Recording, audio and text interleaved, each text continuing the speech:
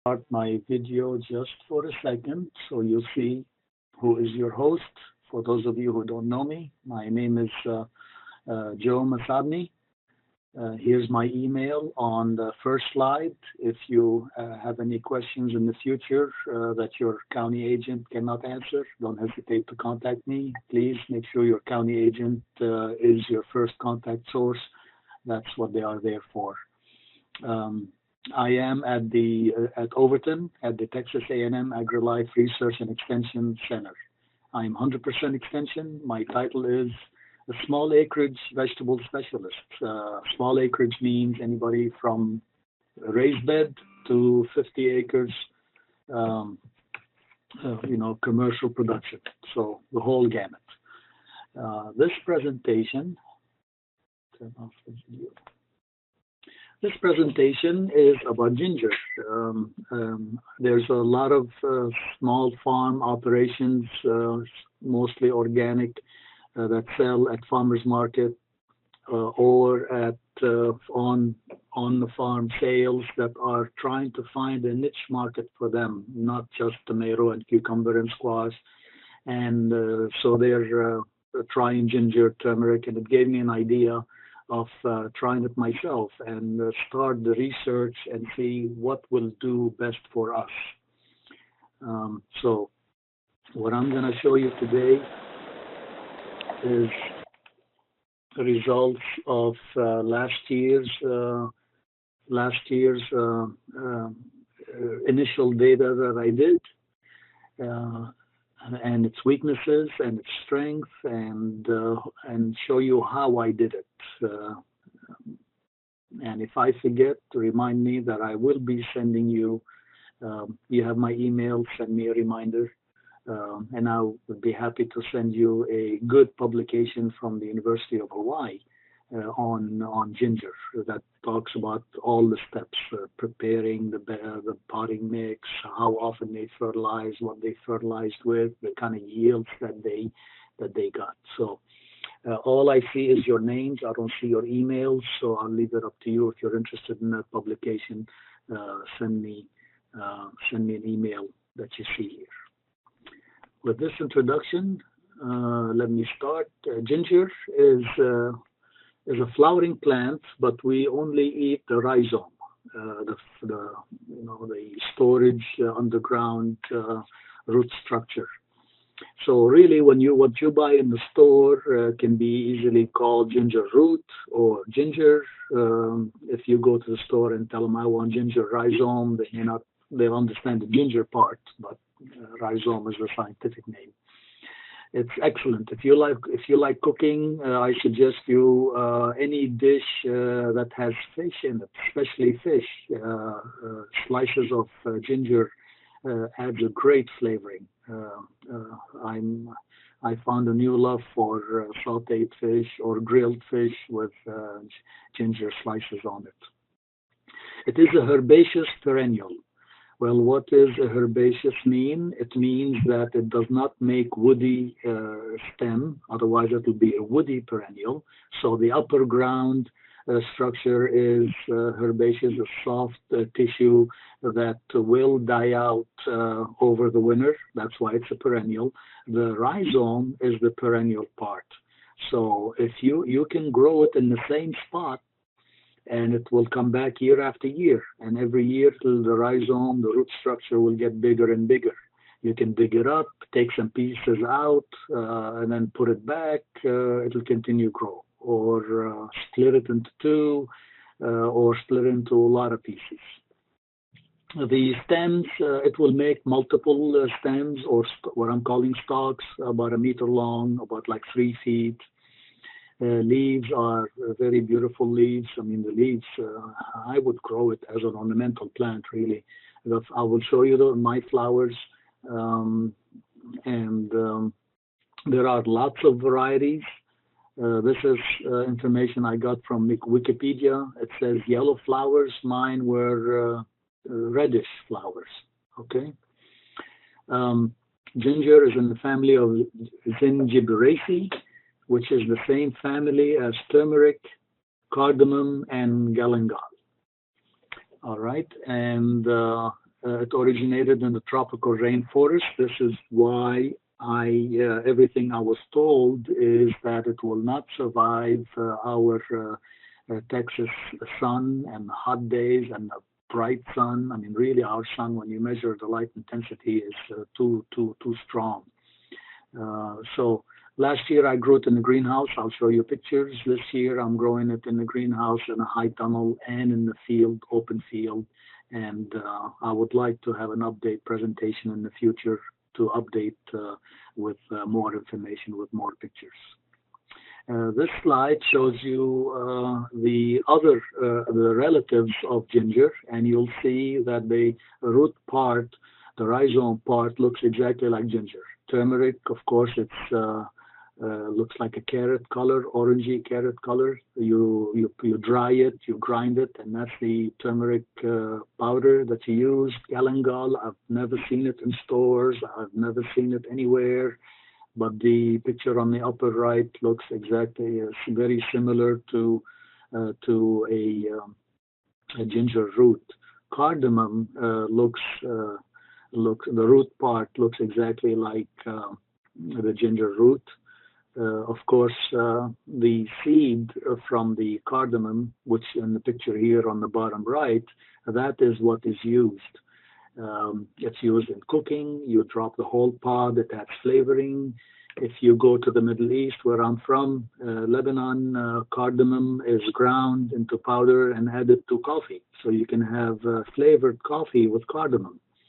You may want to try that. It's very, very distinctive. Not just Lebanon, the Middle East, even Turkey. You can have regular coffee or cardamom coffee, cardamom flavored coffee. Very delicious. All right, what I'm going to show you is what I did last year. Actually, these pictures are from this year, a repeat of what I did last year, from store-bought ginger. I'm not gonna order. I try to, since I serve homeowners, master gardeners, small farm operations, I wanna teach them tricks and tips and to save them money and do with what is available. You can order prime, excellent rhizome from Hawaii, from other sources, India, Asia, or you can go from the store-bought rhizome. So this is what I bought, and this is in the sink, and you'll see Dawn, dish detergent and a brush. Because if you do that, I want you to clean it.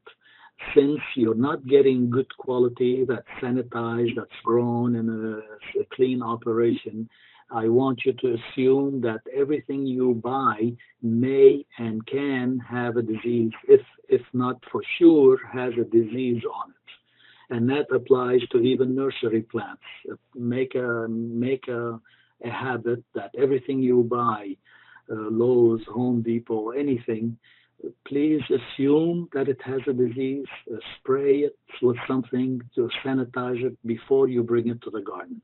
I'm not saying it will, but if it can and may, and if it does, then you brought that disease to your garden, and then you have to deal with that disease or insect or weed for life. So I assume that it may not be sanitary. It may have a disease on it, especially with on the one on the left, you see some black spots on it. So I used a brush, I used some detergent soap, and I, scrubbed every nook and cranny that I could reach and scrubbed it clean, rinsed it, washed it, and cut it to pieces. What literature tells you, you want to start with a 2-ounce piece, kind of like a potato. So you're planting a seed. You don't plant the whole root that you buy. I mean, they come in big pieces that sometimes 6 ounces, 10 ounces. You can plant it, but why if you can cut it into smaller pieces and get more plants out of it? When you do split it into pieces, make sure that each piece has the beginning of a new shoot. And let me bring the pointer and show you. So here is a beginning of a shoot. Here's one that's definitely bigger. Here's one. Here's one. Here's one. Here's one. So you'll see, you can definitely get an eye for it and then say that, oh yes, that's definitely the beginning of a new shoot. And I know that this is not just root storage structure. It has an eye, like a potato eye or a bud that's starting to grow. I did notice lately that you go to grocery stores like Walmart, and for some reason they are starting to cut all the ginger I found lately. Looks like they cut a knife. They got a knife and cut those off. Like there's a cut here and a cut here and a cut here. So if you see something that looks has a cut with a knife around it, they already removed the buds, the germinating buds. So you buy it for cooking. If you plant it, nothing will germinate from there. I don't know why they're doing that. Maybe it's starting to germinate too early in storage, and they assume the consumer may not like it, so they cut it off. I told them, please don't. I need something that I can grow, not just eat.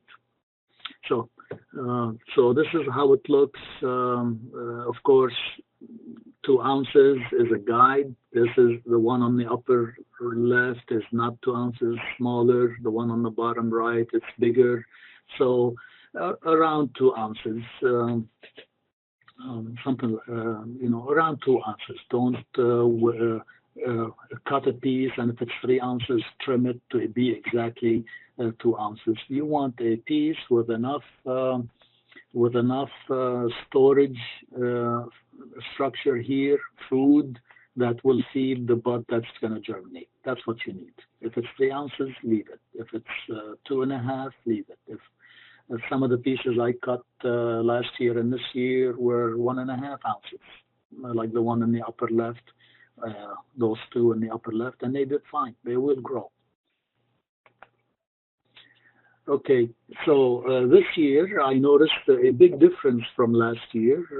These were bought in January 20, and within less than 2 months, they started to sprout. Last year, it took them a solid 2 months before I could see anything come out of the ground of the soil. Okay, so. But I still recommend you start January, start looking for ginger roots and grow them indoors. Remember, they're subtropical plants, so don't plant them outside too early. They do not like cold temperature. 32, 34, 36 is not good for them.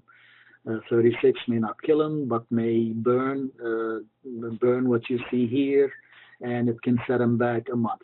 So plant them when it's really warm, nice and warm outside. Nowadays, it may get to 40 at night, but it warms up to 70 during the day. That is fine, but don't plant them too early. They're subtropical plant. They don't like the cold. All right. So here's what I did. This is in my high tunnel, and this is the 23rd. So 20 days, I guess, after they started to sprout, I dug a hole in the plastic mulch bed that I made inside the high tunnel. And actually, I want to show you in this picture before I continue. I want to show you that look at all the weeds that started to germinate under the plastic mulch. If you listen to my presentation on weed control and talk about mulching, imagine all these weeds if they did not have a plastic mulch on them or any kind of mulch. All of these would germinate, and it'll be a weedy jungle. Of course, I will have weeds that will germinate in the hole that I punched, but there would be a few, and I can easily remove them. Anyway, back to ginger. Dug a deep hole, because I wanted to fill it with some of the potting mix that came with the pot. So, for example, look at this. I wrote the date of that I started it, and the weight, the weight. So this piece that's starting to germinate started with 1.88 ounces, very close to the 2 ounce recommendation. Dug it up, even though it was in a half-gallon pot, um, and of course not all of it was full with roots, but gently lift it with a trowel from the side, and what comes out as a clump is the part that is attached with roots. They about half of it, half the potting mix on the bottom, roots have not reached. But it's amazing that you see this little piece already has very strong new sprout, new stalk coming out. I put some potting mix on the bottom, and planted it, and filled more potting mix to cover any old soil, because if you remember there were a lot of weeds starting to germinate. So I put some potting mix here and here and here, just to smother any weed seedlings that's starting to come up. I will have to pay attention. This is the first time I'm growing it in plastic mulch, and the ginger rhizome kind of grows in all directions.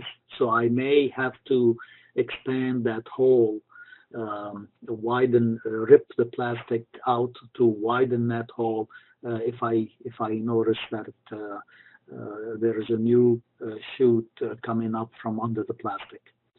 So with any garden activity, it's not just plant it and forget it.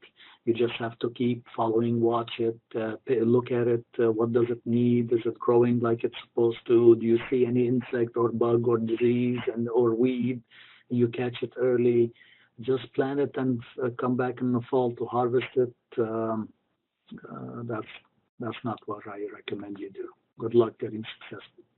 Let me show you a picture of the ginger flowers before we get into the production part.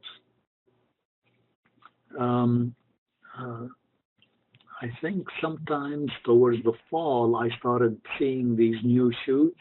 First, I thought they were stalks, but they immediately started forming a round fat structures on the top. And even this initial shoot here looked different than the flower stalk because it did not have any leaves on it. You see this one here? It's just a stem. The leaves are not developed. So that is easy way to tell which is a stalk with leaves versus a flower stalk without leaves. All right. So I left them. I did not see a reason to remove them. They are not, from what I read, removing the flower stalks is not going to increase the yield of the rhizome. But maybe that's an experiment I can do in the future. Remove the stalk of some of them and keep the um, keep and keep some of them with the flower stalks, and then see if there's any difference to the final harvest weight. Now these are 5-gallon pots. You see that the rhizome is planted shallow. If you want better yields than me, I was going only for an annual production and just initial test. Then I recommend you fill a third of that pot, and as the plant grows, you add more potting mix to it to fill it up, because the rhizome shoots not only grow outwards, but they also, if there is room for them, they will grow up. So if you plant it shallow, and then kind of like a potato, add mound it with more potting mix or more soil if it's in the garden, then you can have more root production. there. All right, so um, more more flower pictures, more stalks, um, and then they started changing colors, so you know they're maturing, and you start seeing the beginning of the flower bud itself trying to come up. I thought, oh, it's going to be beautiful. It's going to look like the ornamental ginger that we have, very beautiful flower. And I was severely disappointed. It's a ugly flower. Um, in the sense that one flower at a time. This come up, and in this one there were two of them, but it's one of them, and it wilts, and another one comes up, and it wilts, and another one comes up. So really, not not a beautiful flower. But I did notice, and let me get the pointer. I did notice there were some water droplets here.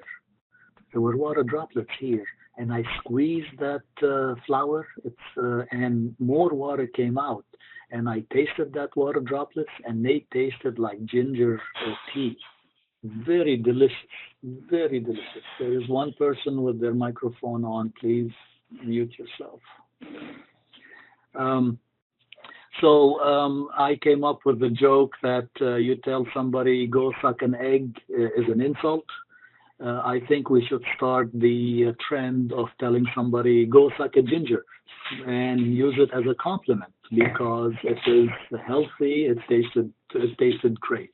So let's see if it will catch and it become popular. I know I will. So anyway, you see that they did flower, and but again, not even close to the ornamental ginger that we have at the center here. This year, if I see any flower stalks, I'm going to do a small experiment to remove them from some plants and keep them from some plants just to see if there's any difference. Commercially, if I know, I think from what I know is that they remove them because there's no use for them, not as a flavoring or as anything. So why bother? More flowers, close up of more flowers. So you see, it's not bad. It's a beautiful flower, but one or two at a time, it's not worth keeping it. So let's switch gears and show you what I did last year. So here is February 18, 2016.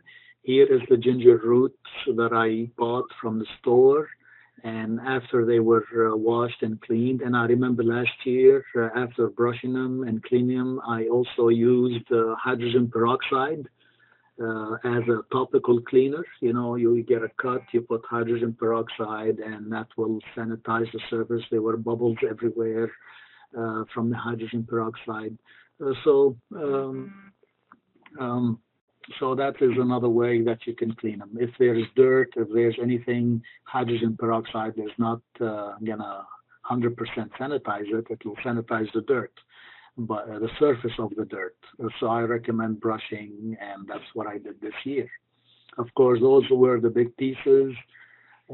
So as they were before I cut them.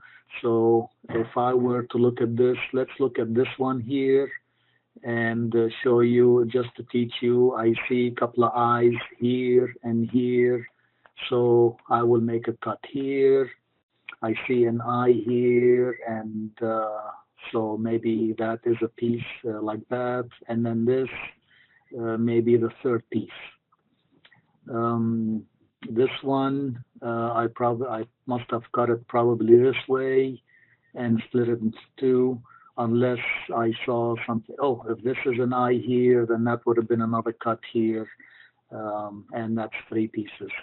This one, you definitely know that the old stem, the from the year before, this one does not have eyes, so more than likely it was a cut here, and so to have one piece here and one piece here.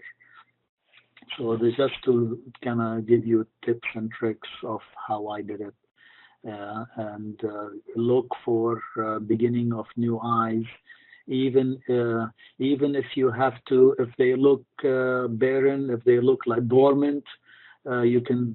I added a thin layer of water at the bottom so that they start absorbing water, and in a week they started growing. So that's something that you can do uh, also. Okay, and so here is, I think you see in this spot, there's water at the bottom. Oops, water at the bottom, and these big pieces starting to sprout, and then I decided that all right, this looks on this one here, this would be a piece, that's a piece. So here I have one, two, three pieces, all of them with confirmed new growing points. This one here on the left that has four eyes. If I were to do it now, I'll probably cut it this way. This piece has two eyes, and this piece has two eyes. This is small enough. I probably would leave it as one piece. Here, close up, so I would cut here, and I have three pieces with guaranteed new eyes and guaranteed plants that will develop. When you cut it, just like a potato, I did not cut and plant immediately. I left them for a day or two for that wound to heal, to dry out, because I don't want to put a fresh cut in the potting mix. Potting mix hopefully is sanitized and clean, but you never know. I always assume the worst, so I let it dry out for a couple of days before a day or two, whatever you look at it, and then plant it.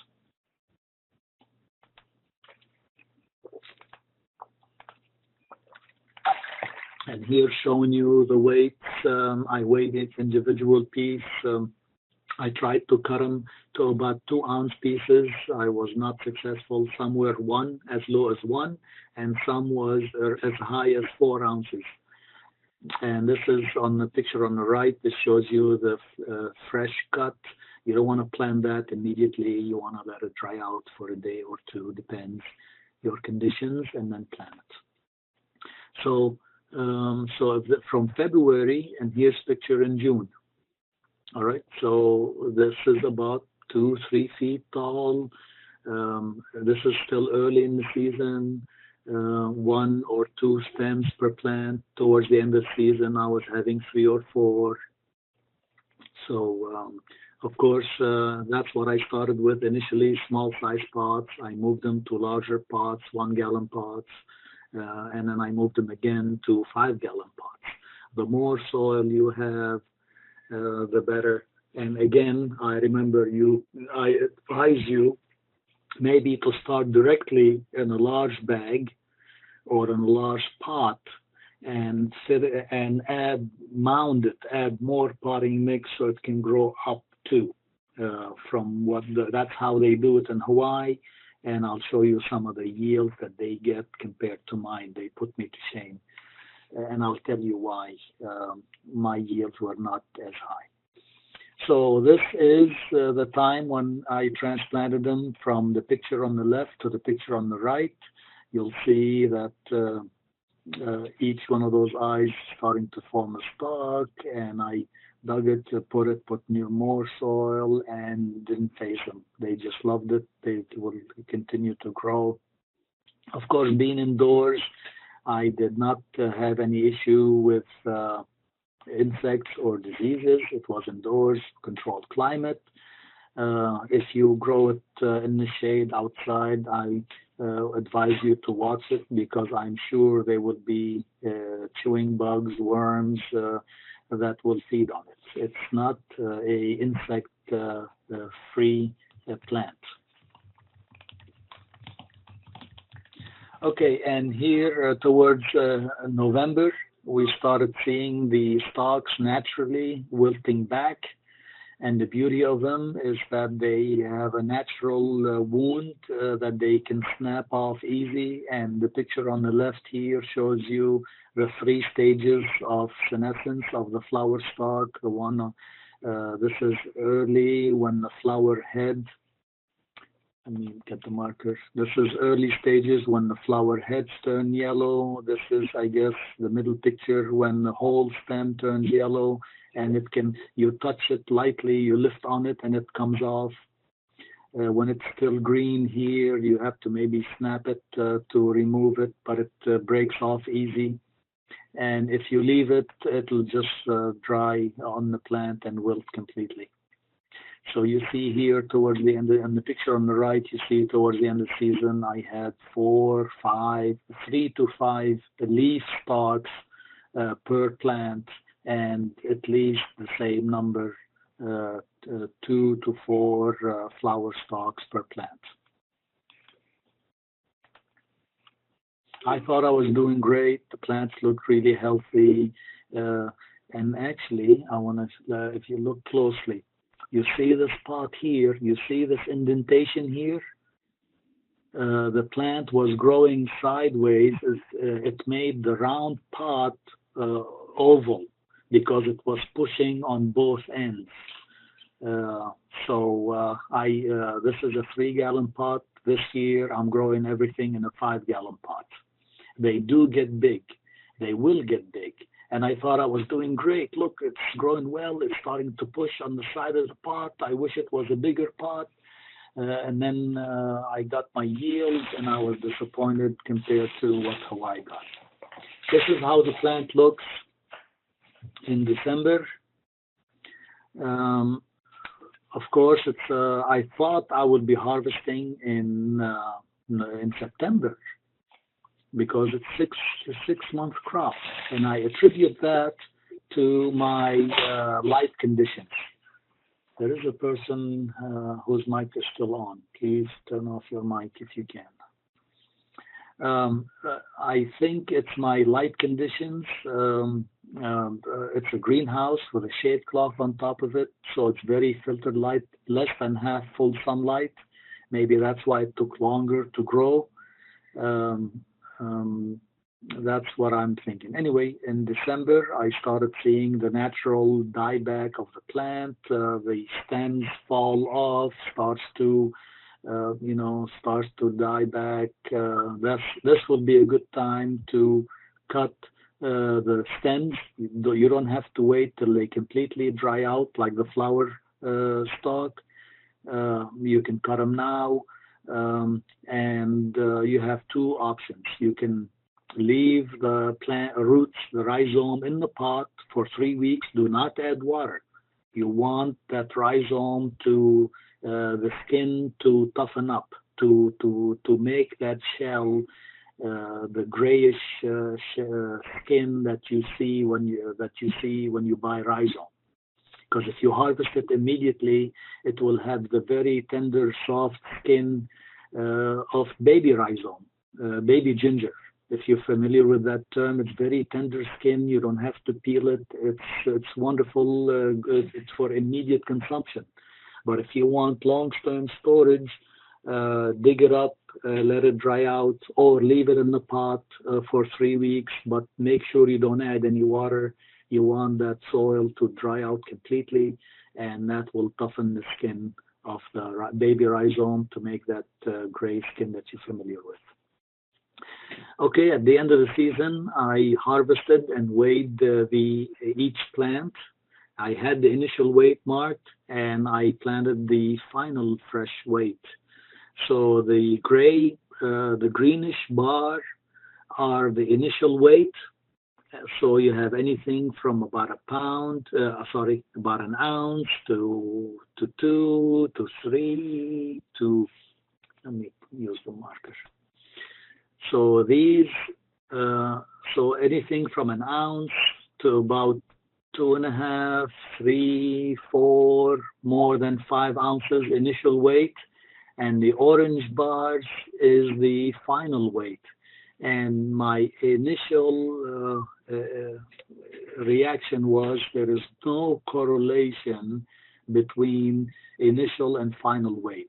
If there was, then why this one that is, let's say, about 2 ounces is this more than the one that's about 3 and and almost equal to the ones that are 4 and 5. And similarly, so there's no trend. There's no trend. No, nothing, no correlation between initial and final weight, at least with my situation. Maybe other people who has done more scientific, better scientific experiment can tell you, Joe, you're wrong. Here's how to do it. This is the same slide showing you the initial versus final weight. If there was a correlation, these dots would have lined up in a more linear line like that. But you see, some numbers are high early and low late. So there's really no strong correlation between initial and final weight in my situation. This is total weight, the rhizome, the stalks, the flower stalks, everything. And again, and there's no linear trend, anything. The numbers are just clustered. And this shows you the average of this initial experiment, which consisted of about 30 or 40, 35 plants. Average stock number about 6. Stock fresh weight 16 ounces. About 3 flower stalks per plant, which weighed about 3 ounces. The root weight, which is not the rhizome, the roots that come out from the rhizome, that's the roots that go feed and scavenge for water and fertilizer. That weighed about 5 ounces. The average rhizome weight, 16 ounces, 1 pound, and the total weight of everything that you see here is 4 ounces. I was proud, 16 ounces. I said, hey, I started with let's say an average of 2 ounces. I got 8 times the yield. And then the whole season, I was wondering, why is my fertilizer injector that I inherited when I came to Overton, why is that tank not emptying? Why is that fertilizer level very slowly coming down? I thought with the amount of water that I was using, I should have filled it at least twice in that year. Finally, I realized that was the problem. The pump in that injector, when I checked it, was not working properly. So when I thought that I was fertilizing with 200 parts per million every time I watered, which is every other day, every day, depending on the time, depending on the plant when they needed it, I was really watering with maybe 10 parts per million, mostly water. So let's assume that I was just watering the plants and they were just feeding themselves, occasionally getting some fertilizer when the pump decided to work. I still got 8 times the yield.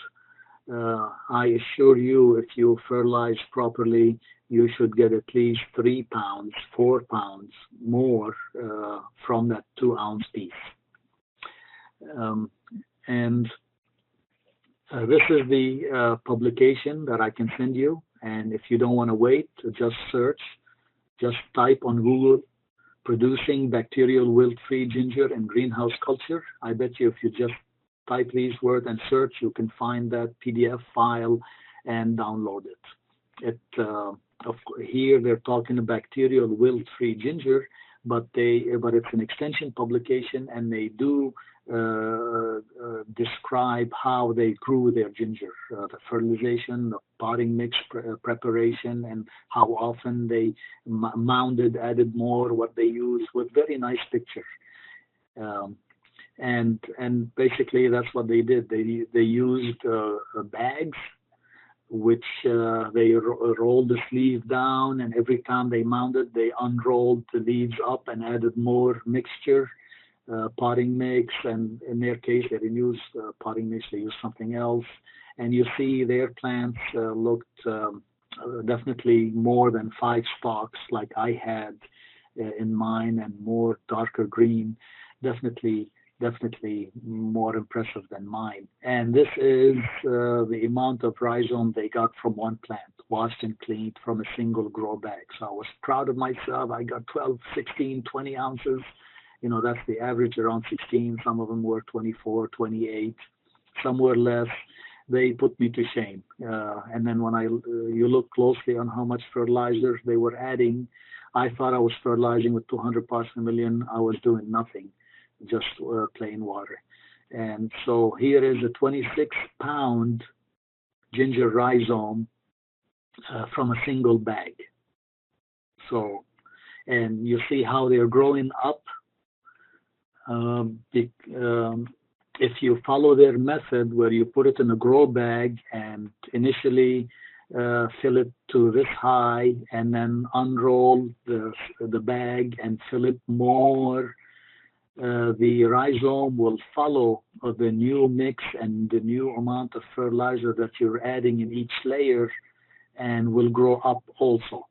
So they started with a small piece here, it started growing sideways, but then it followed the food and fertilizer and grew up. And this picture shows you a freshly harvested ginger. That's how ginger looks if you don't harden it. That's what I call baby ginger. You see the skin is very transparent. This is excellent for immediate consumption. You don't have to peel it. If you let that bag harden for 3 weeks with no water, and that's what you do. You just leave it, no more water. You cut the top off. The plant will go into stress, and all that skin will turn from transparent skin to thick gray skin that you're familiar with. That when you buy ginger from the store. Okay, and you see this is a perennial plant. If you had kept it longer and the climate is suitable, it's still growing. You see, it's still growing. It does not stop. It does not stop because decrease in daylight or this. In our conditions, the colder climate will make it stop and slow down, and that's when my leaves started to turn yellow, and I said, that's it, time to harvest. Okay, so you want a 26-pound ginger, you follow the instruction that you can get in this presentation. You wanted the easy, lazy way, just water, you can get a pound from each plant, like I did. And that ends my presentation.